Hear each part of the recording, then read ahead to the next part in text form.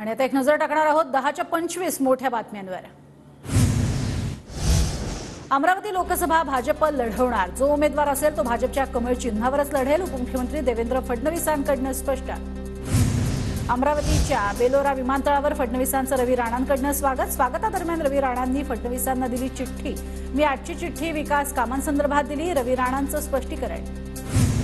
राष्ट्रवादी काँग्रेस पक्ष आणि चिन्हाबाबत पुढील सुनावणी 14 मे रोजी होणार। कालच्या सुनावणीनंतर आता थेट 14 मे रोजी सुनावणी। रासपचे महादेव जानकर आणि शरद पवारांमध्ये बैठक, सकारात्मक चर्चा झाल्याची जानकरांची माहिती। मवियाकडून जानकरांना माढ्याची उमेदवारी मिळण्याचा अंदाज। सांगली आणि भिवंडीची जागा आम्हीच लढवणार, मुंबईतील लोकसभेच्या 2 जागा आमच्याकडे, नाना पटोलेंचा दावा। रत्नागिरी सिंधुदुर्गसाठी महिन्याभरापासून फटाके फुटतात, पण उमेदवार काही घोषित होत नाही। विनायक राऊत यांचं नारायण राणेंना उद्देशून वक्तव्य, यंदा नारायण राणेंच्या पराभवाची हॅट्रिक होणार अशी टीका। महायुतीत पालघर लोकसभा जागेचा तिढा अजूनही कायम। पालघर लोकसभेत शिंदे गटाचे खासदार राजेंद्र गावित यांच्या उमेदवारीला भाजप पदाधिकाऱ्यांचा तीव्र विरोध। भंडाऱ्यामध्ये अजित पवार गटाला धक्का, प्रफुल्ल पटेल यांचे समर्थक माजी खासदार मधुकर कुकडे शरद पवार गटात। राहुल गांधींविरोधात भाजपकडून निवडणूक आयोगात तक्रार दाखल, हिंदू धर्मातील शक्तीवरती राहुल गांधींनी केलेल्या विधानावर आक्षेप। मुंबईतील इंडिया आघाडीच्या सभेत राहुल गांधींनी केलं होतं वक्तव्य। उद्धव ठाकरे उद्या सांगलीमधल्या मिरज दौऱ्यावर, उद्धव ठाकरेंची मिरजेत जनसंवाद सभा, तर डबल महाराष्ट्र केसरी चंद्रहार पाटील यांच्या उमेदवारीची अधिकृत घोषणा होण्याची शक्यता।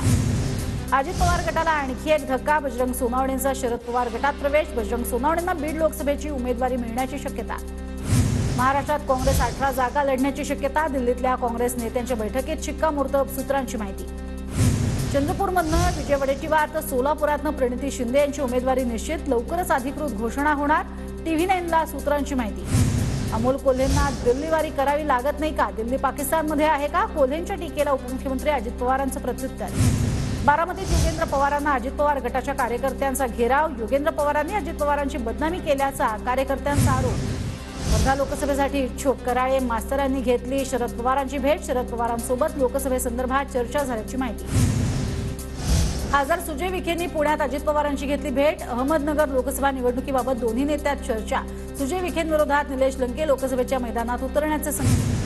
पंढरपुरात किसान मोटर आर्मीचे अध्यक्ष प्रफुल्ल कदम यांचा विठ्ठलाला दुग्धाभिषेक, माढ्यातनं उमेदवारी मिळावी यासाठी विठ्ठलाला घातलं साकडं। पुण्यात स्वाभिमानी व्यापारी संघटनेचा 22 तारखेला मेळावा, शरद पवार मेळाव्याला मार्गदर्शन करणार।